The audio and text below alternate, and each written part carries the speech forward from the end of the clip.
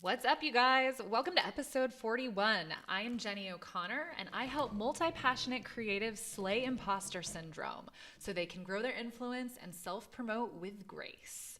Let me ask you a question. Are you working a job that brings you no satisfaction while you look over your shoulder at all of the things that you love that you really wish you could be doing instead? Do you dream of somehow combining all of your passions into a venture that makes you actual money? Well, I've created the Multi-Passionate Master Plan that will help you do just that. And I'm launching the maiden voyage of this 6-week group coaching program in the first quarter of next year. If you are committed to making 2022 the year you stop working at a job you hate and finally find the career love of your life, head on over to jennyeoconnor.com/masterplan to jump on the waitlist. This step is important, you guys, because folks on the waitlist will get exclusive access to the course and 6 weeks of live coaching for more than 40% off. So if you miss out on being notified when I open the doors, you will miss out on getting all of the value that I have so lovingly packed into the Multi-Passionate Master Plan for a literal song. Go jump on the list today. Seeing as how this is the last episode before the new year, it seemed like a prime time to talk about today's topic, motivation, where to get more of it. After all, there is one time when we as a collective are all motivated. Am I right? That first week in January 1st, everybody wakes up like excited to make change for the better. So why is that? Whether or not you believe in collective consciousness, you have to believe in it on January 1st. We're all tapped into this collective enthusiasm. So even if you don't feel like you are one with everyone for the rest of the year, you can't deny this sort of shared anticipation, this excitement that always happens at the beginning of a new year, at the prospect of making this our best year yet. So everybody wants that, even if they can't or don't sustain it. But more importantly, humans love do-overs, so much so that a professor at the University of Pennsylvania, Catherine Milkman, has named it the fresh start effect. She says that we have cycles in our motivation, and there are moments when we are particularly open to seeking out tools to change our lives for the better. And the psychological explanation for this is that people sort of divvy up their lives in chapters. So specific moments like graduation or starting a new job or getting a promotion or starting a new school semester or just the school year in general, they punctuate a fresh starting point. So after a landmark like this, people can kind of detach themselves from their past failures and look forward and make this a time for improvement. So motivation naturally wanes, as we all know, but tip number 1 is to find days other than New Year's and use them as opportunities for do-overs, because that will give you many chances throughout the year to seek positive self-improvement. So even though almost everyone will fail at their initial 2022 resolutions, this is a way to ensure that you can keep upping the ante on your self-development as the year progresses. Give yourself lots of opportunities, schedule them onto your calendar, and they can correspond to anything. Quarters of the year, the start of a new season. Like think about when spring arrives, everyone does spring cleaning. Use that as an opportunity to kind of do a fresh start, a reset. You can use the new and the full moons. New moons are always an opportunity to like manifest things in your life that you want. So that's a really great example. Also, cultures and religions around the world celebrate different New Years. New Year's is like, for example, Halloween is considered the witch's new year. So that's always like, you could use Halloween as another restart. And then you've got like 3 more months before you'll be into, the traditional New Year's. So any opportunity that you can find to put on the calendar now and use as sort of a self check-in and a moment to do a reset and give yourself a blank slate just provides more opportunities for you to re-up on your motivation. So as I've stated, as we all know from personal experience, motivation, like willpower, is fleeting, or it's a finite amount that kind of wanes over time. So there's nothing wrong with you if you don't always have it. Lord knows. It happens to the best of us. Studies have shown, in fact, that just over 25% of people keep New Year's resolutions past the first week. So that's not just 25%, a quarter of humanity keeps doing them past the first week. That's not even keeps doing them for the rest of the year. That's literally just lasts more than 7 days. So 75% of people who make resolutions drop off after 1 week. So don't feel bad about yourself.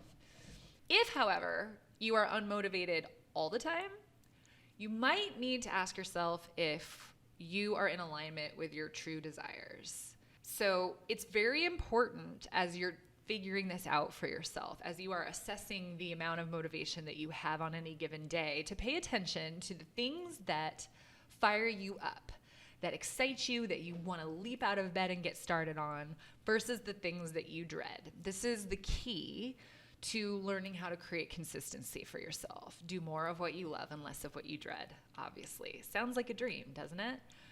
But what's really cool, and what I want to share with you in today's episode, is that motivation can be manufactured. If you just pay attention to certain factors in your life, you can create more motivation for yourself and get more done and get closer to accomplishing your dreams. So here's how we do that. Tip number 2, tap into gratitude. Gratitude is transformational. Gratitude is such a buzzword, and you hear it all the time. And there's a reason for that. It offers you so many things, but in the context of motivation, it offers you the ability to reframe. So perhaps you have thoughts about bad things happening to you sometimes. I remember I was on a plane, and I don't even remember the context of what I know that I was going to miss a connecting flight, and I must have said something, and this strange woman I had never met and didn't even talk to before or after this one statement, looked at me and said, "This isn't happening to you. It's happening for you." And I remember that being so completely unhelpful in the moment. I kind of wanted to strangle her neck. But I have heard that said numerous times since then, that if you can shift from thinking that things are happening to you to thinking that things are happening for you, even if the for you is just the lesson that you're getting out of this reframe is literally everything. So the most profound example of using gratitude as a reframe was something I heard in while working with my coach, Jamie King. And she was talking about a client of hers who had hired a coach and invested $10,000. I maybe have even talked about this on the podcast before. Had invested $10,000, and this coach was not good. Like they didn't work well together. The client of Jamie's felt like it was $10,000 flushed down the toilet. And what Jamie said to her was, "You see this as a $10,000 mistake, but that is actually, you are $10,000 more valuable as a coach. You can save someone $10,000 worth of the same mistake because you can now identify the red flags, and you can help people like sort of arm themselves against falling into that trap. So, and if you can do that for 10 people, that's $100,000 worth of value that you have put back into the world in exchange for what you previously thought was a $10,000 mistake. So that being grateful for that experience rather than being upset over feeling like you got robbed, it's a tiny shift, but it's huge in terms of how impactful it is in your life. So if you struggle with this, if you aren't sure how to tap into gratitude, one of the best ways is to shift from saying, "I have to do this thing," to "I get to do this thing." So if you wake up in the morning and you're like, "Oh, I have to go to work," Or Sunday nights, you're like, oh my God, I can't believe it. I have to go to that terrible job tomorrow. Maybe try saying to yourself, I get to go to this job so that I have money to start my side hustle, so that I have money to invest in art supplies, so that I can do the stuff that truly lights me up. I get to go to this job, which is essentially an angel investor for my dreams. That paycheck is my investor. And that's how, like, this is how I subsidize my arts. Again, tiny shift. It's one word. I have to becomes I get to. And it can make a world of difference. This plays out in my life because sometimes my podcast guests cancel interviews at the, like, it happens sometimes at the last second. And I do this stuff on camera, so I take the time to get camera ready, and that could potentially frustrate me that I have taken this time out of my day and then nothing's going to happen. But it never does. It never does, because I have this long list of videos that need to be shot, and I'm now camera ready, and so I just use that time to do that instead. I figure the interview will happen or it won't, and what's meant to happen will. And meanwhile, I get to use that time to tackle some things on my to-do list. I also feel that way if someone is running late, like even if we're just meeting up for happy hour and someone is like, oh my God, I'm so sorry, I'm running late. I'm like, it's cool, because I can start outlining my next podcast episode. I can respond to people on social media posts and engage with my audience. I always choose that as, okay, I have some extra free time. What can I do with it? What do I get to do right now? Instead of, oh God, I have to sit here and wait. So there's always a way to tap into an attitude of gratitude. Even if you think it's absolutely impossible, just use that little switch from I have to I get to, and you will find that it works wonders for you.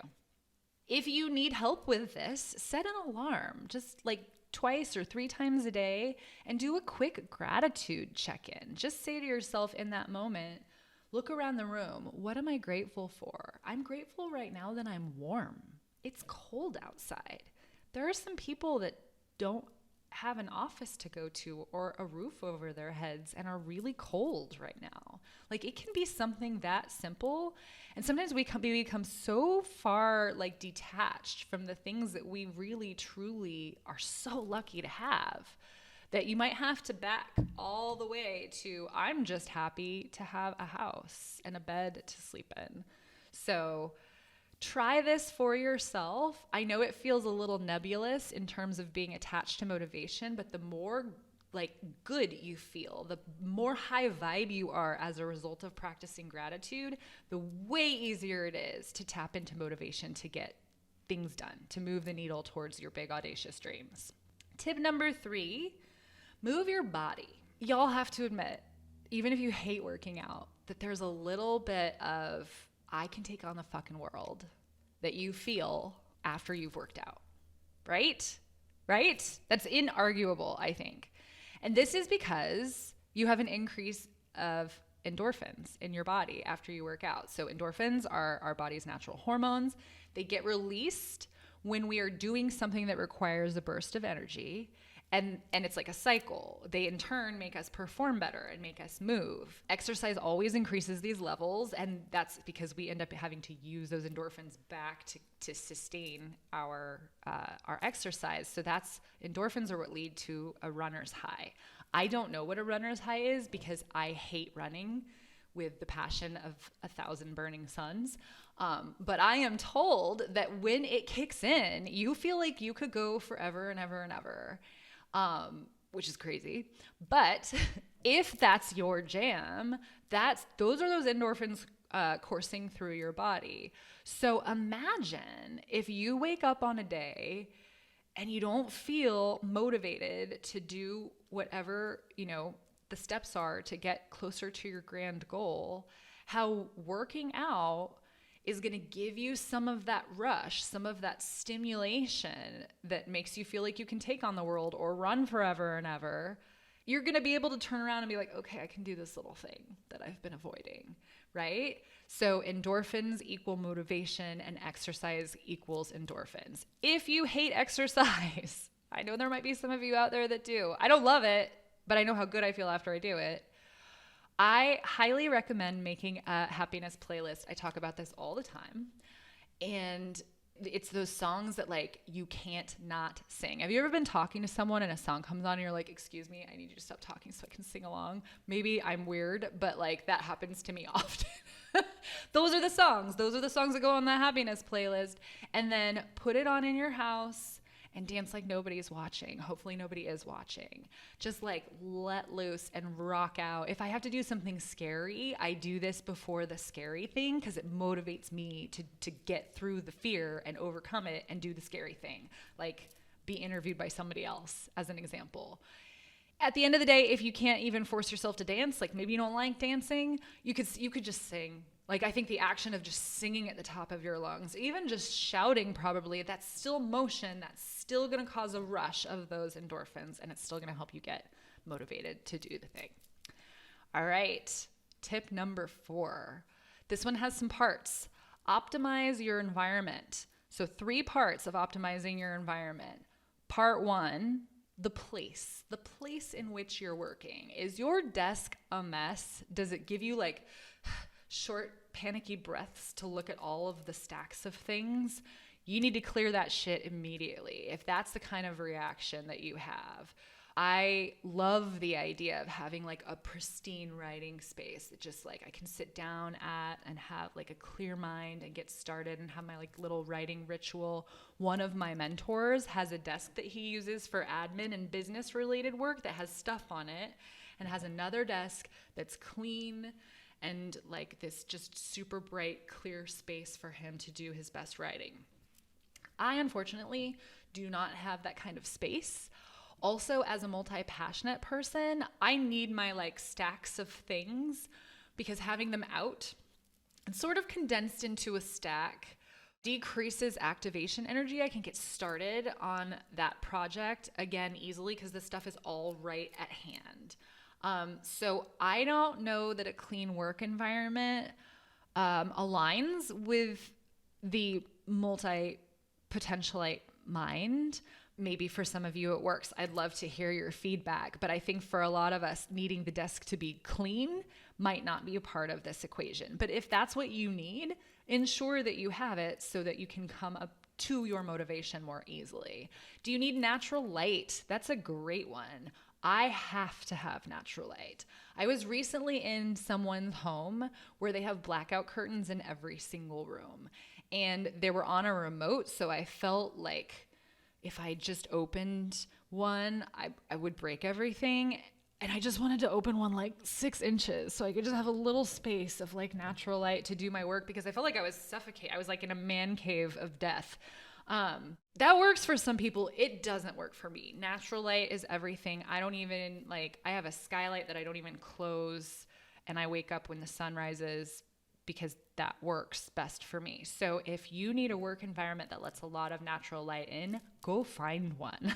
Like create a corner in your home if need be, but find a place that's going to stimulate you in all of the most positive ways. Carve out something that is entirely yours for the purposes of doing your grandest deep work. So that's place. The second part of this is things. What things do you need in your space to optimize it for doing your best work? Inspiring art. Do you love plants? Plants are so good because they provide oxygen and they give you a little like exposure to nature. I mean, all of these things that are stuff that sort of feed our souls. Do you want to put up pictures of your why? Are your kids why you get out of bed every morning and do the things you do? Put up pictures of your kids or your family or your friends or the mentors that you follow, the movers and the shakers who you want to emulate. You could even create a little like vision board of sorts of like who I am becoming. Whatever those things are that bring you joy will help raise your vibe and elevate your energy and help you get motivated. The last part of optimizing your space is to consider the people that are around you. This was a really big aha moment for me because you have probably heard it said you are a combination of the 5 people that you spend the most time with. And if you dream big dreams, even one big dream, and everyone around you doesn't, they're content. Like, there's a part of me that wants to just give everyone a prize who is just content with their lives. Like, nothing needs to change or grow. Their job is whatever. It works. They don't hate it. Like, I want to say to those people, God, it must be nice. I want to be like that. But also I don't want to be like that. I have big dreams. I want to keep reaching for them every single day. And you need to be around people who want that too. People who are excited and speaking about what they're doing right now with enthusiasm are going to make you excited and make you want to talk about what you're doing. People who push themselves, people who talk about how they've overcome their challenges, how they stopped being afraid to do Facebook Lives and just started doing it, are just going to inspire you so much. So if you don't have people like that in your life now, go find them. Here are a couple ways to do that. One of my mentors has a coaching program. Michael Bungay Stanier had put together this beautiful program called Year of Living Brilliantly. It's aimed at coaches, but I know for a fact that there are people in the course who are not coaches, who are like artists and like other kind of random things, but who are still getting like, it's business knowledge. It's learning how to communicate better. So that's with your family members and your staff. If you have a virtual assistant that works for you, that's still useful information to have, even if you're not a coach. One of the Year of Living Brilliant lessons was at the very beginning of the program, and it's choosing your word for the year. So last year, instead of setting resolutions, I just chose the word inspired and set as my goal to have inspiration in my life all year long. And I met inspiring people, and I started a podcast which hopefully inspires people and spoke to some of the most incredibly inspiring minds I've ever come across. And so all of this came from this free coaching program. So I'm going to include a link to Year of Living Brilliantly because it's evergreen. You can do it whenever you want. You'll just get one email a week with a 4-minute video and an opportunity to communicate with people who are going through the course as well. So to find more real life examples of inspired and inspiring people. You can also find groups on Facebook or Clubhouse for hustlers, dreamers, change makers, people who are in it to win it, who will inspire you to do the same. You can volunteer for a charity that matters a lot to you because the other people there are moved by something bigger than themselves. They are motivated to make the world a better place. If you have more of that in your life, it's going to push you to excel. One final note about this part. You will outgrow people. It's okay. It's really scary, and it's something that I have had a huge amount of resistance around. Maybe it perhaps has kept me stuck because I love my people. I don't ever want any of them to not be in my life. But here's the thing. Anyone can come with you. If you're on a path to greatness, come on, guys, come with me. I'm totally down to have companionship on this journey. But often, these people won't choose to come with you. And it doesn't pay to stay behind anyway. Don't stay small for anyone else's benefit. Know that this is part of what growth is, growing pains. It's a thing, it's real, but you will find your people if you just look. Just join Year of Living Brilliantly if you need a first single step to take. All right, so that's tip number 3 for how to motivate yourself, how to manufacture motivation. Tip number 4 is to raise the stakes. There's pros and cons here. If you suddenly find yourself jobless, which I know a lot of people have been going through in light of current events, you obviously need money to survive. So this can compel you to do the thing. It's kind of do or die at this point. Some people actually have to back themselves into a corner in order to motivate themselves to take action. But I don't want to advise that you just quit your job before you have anything else lined up, or that before, and just decide to start your own business from scratch, because I don't feel like that's very trauma informed. That's not going to work for everybody, and I don't want anyone to become homeless as a result of my advice ever. So this is one of those things where there are easier ways to raise the stakes, and I'm going to let you in on those right now.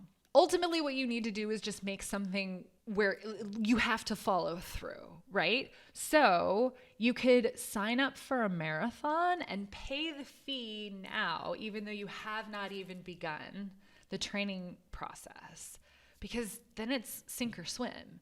You've paid, you've told people, maybe you have to tell people that you're going to do it, and you got to start training now because it's coming up in 6 months or 4 months or whatever that time frame is that you need. That is a great way to quote unquote back yourself into a corner. Another more low risk version of this is to tie your motivation to your why. Raise the stakes on your health game. I have to get healthy because I want to still be able to like get down on my hands and knees and play with my grandkids. I want to be here for my kids to get married and to have my grandkids. Like, make that your high stakes reason for motivating yourself to do the thing. Maybe you want to start your own business or a side hustle in addition to your 9-to-5 because you want to create generational wealth for your kids. You want them to have more opportunities, which is a result of having more access to financial wealth. So this is how you are going to create that motivation for yourself. That goes back to filling your space with pictures of what your why is, so you never forget what you're doing it for. Okay, tip number 5. This is such a juicy one. Figure out your tendency. So what I mean by that, by asking the question, how do I respond to expectations, you will gain a huge amount of insight into what motivates you. So we all face 2 different kinds of expectations. Outer expectations, so like work deadlines, requests from friends, and then inner expectations, which is like, I want to start a regular meditation practice or achieving a personal goal that you set for yourself. So things people want you to do, things you want yourself to do. Our response to expectations determines our tendency. And there are 4 different tendencies: upholders, questioners, obligers, and rebels. The premise of the 4 tendencies comes from Gretchen Rubin, who also wrote the book, The Happiness Project. And I've been familiar with her work forever, but for whatever reason, wouldn't read this book. Like, I didn't feel like it applied or had stuff that was useful for me. And then maybe 3,000 people in my life in the last year were like, you really should read this book. And so finally I did. And holy cow, within 30 minutes of listening to it on Audible, I figured out why my mom and I have butted heads my entire life whenever she wanted to get me to do something. So talk about useful. If you have a relationship with anyone, which you do, bosses, employees, significant others, your children, this is going to help you determining what your tendency is and determining what theirs are, so you know better how to speak to those people. So if you know your tendency, that helps make it more likely that you're going to achieve what you set out to do, because you can then like set up the parameters in such a way that they facilitate you getting your work done. So here is just a super quick high-level overview of the 4 different types so that you can see if you fall into which of these categories you fall into, and then what you might subsequently need to do in order to motivate yourself. Also, if you don't want another book to read, you're not feeling that right now, go and take her quiz. Gretchen Rubin has the quiz, and it's literally quiz.gretchenrubin.com, and I'll drop that link into the show notes. And it's like 8 questions, I want to say. It takes less than 10 minutes, and it will tell you what your tendency is. So you don't necessarily, unless you want to deep dive, even have to get the book. I still think if you want to understand yourself and other people this is a book that is like a must read, but I'll leave that up to you. But do go take the quiz, and then what I'm about to explain will make a little bit more sense to you. So upholders, the very first tendency.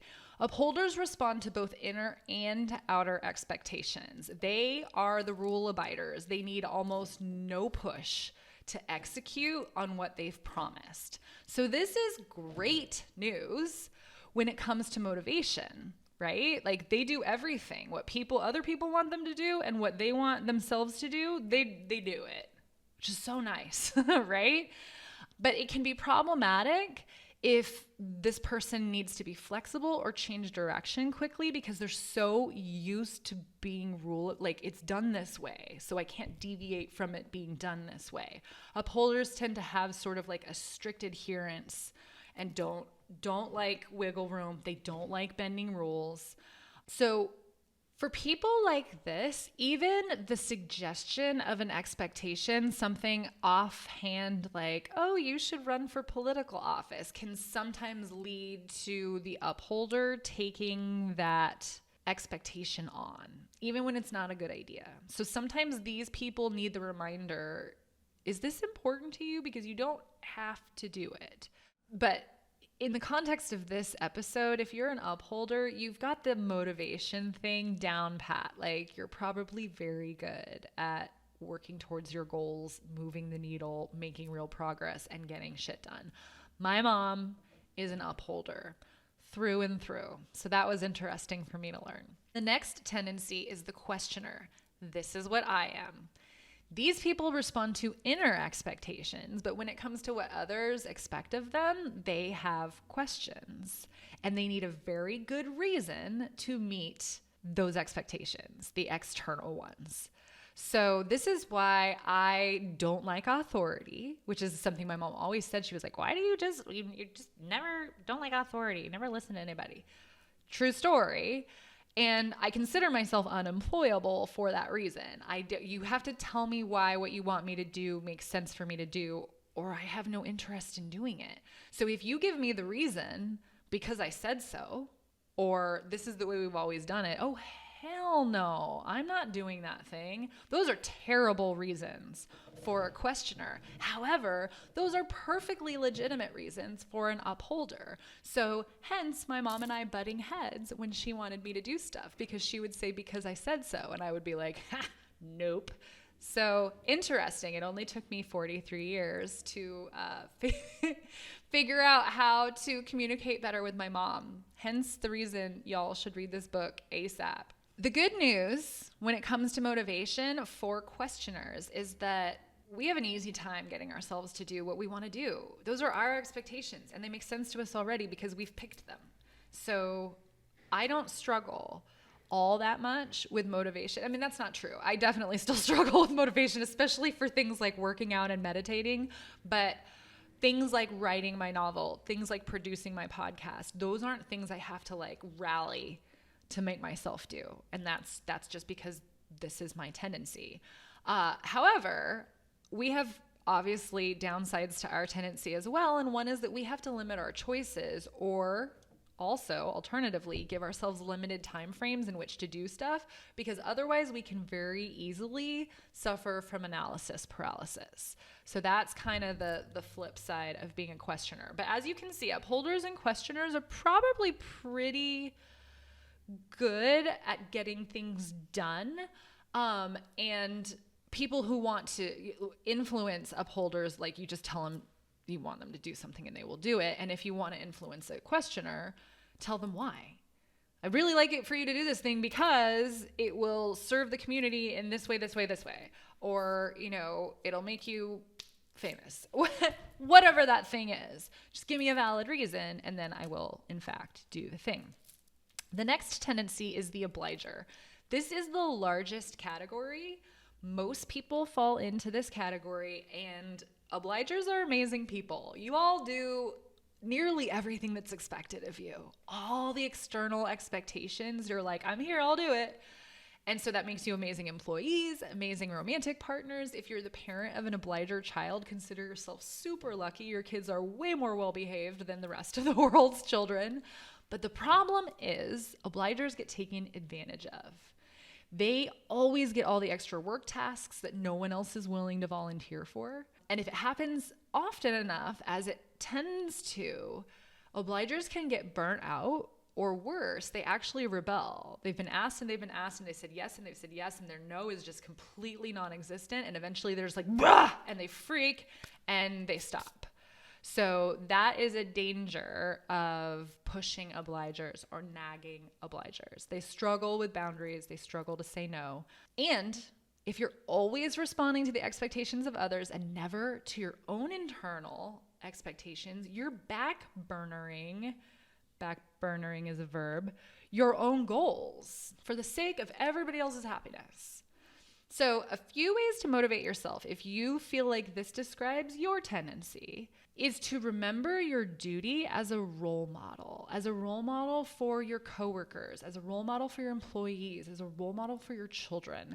That can often get you to take action on a thing.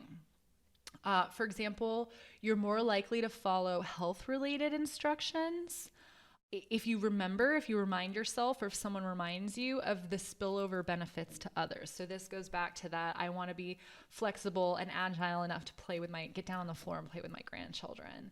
Obligers need encouragement, support, and accountability with a little bit of wiggle room. It can't be like a nagging accountability relationship. So if you happen to find that this is your tendency, find an accountability buddy. Start setting that as part of your routine to keep yourself motivated on a consistent basis. The last tendency is the rebel. And as the name implies, rebels don't respond to inner or outer expectations. Do you know anyone like this? A few people jump to mind immediately.